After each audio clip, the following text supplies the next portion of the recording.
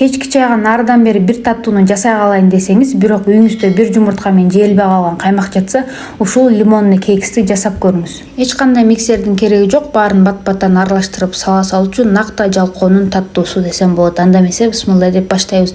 Бизге жумуртка, сахар, сметана, ун, разрыхлитель жана суюк май керектелет. Лимонду ушундай теркадан өткөрүп кошо аласыздар. Ал эми лимонду ыргытпаңыздар, анын согу бизге кийин керектелет. Биринчи эле форма даярдап алабыз. Бизге ушундай форма керектелет. Будан да кичинекей бирок бийик болсо андан да жакшы болот. Пергамент кагазын алып, видеодогудай кылып размерин алып алабыз дагы. Андан кийин 4 бурчун ушинтип видеодогудай кылып кесип алабыз. Аягына чейин кеспейсиздер, анан видеодогудай кылып эки жагын кайрып, ичине салып аласыздар. Пергамент кагазын бүктөп деле салып койсоңуз болот, бирок анда кексиңиз кооз чыкпай калат. Биринчи эле жумурткага сахарды салып, венчик менен аралаштырып алабыз. Экөө жакшылап аралашканга чейин эле.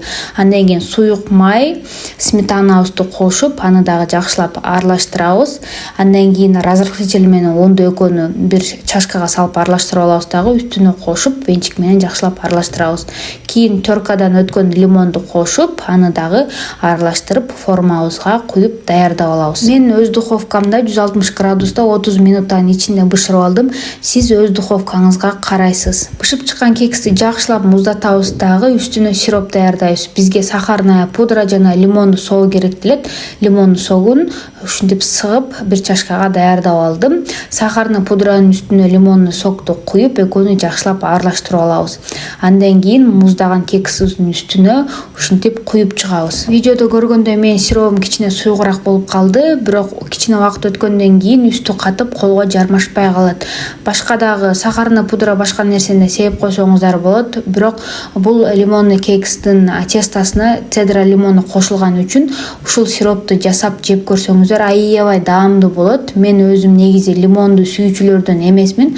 Ошондой болсо дагы ушул пирогдун жартысын өзүм жеп койдум. Аябай даамдуу болот. Сөзсүз кечки чайга жасап көрүңүздөр. Рецепт пайдалуу болсо лайк басып, комментарий жаза кетиңиз. Жана ошондой эле дагы менин каналымда кандай рецепттерди күтөсүз, комментарийге жаза кетиңиз. Менин каналыма катталганды да унутпаңыз. Анткени эч бир кондитер айтпаган рецепттер жана ошондой эле пайдалуу кеңештер менен бөлүшөмүн.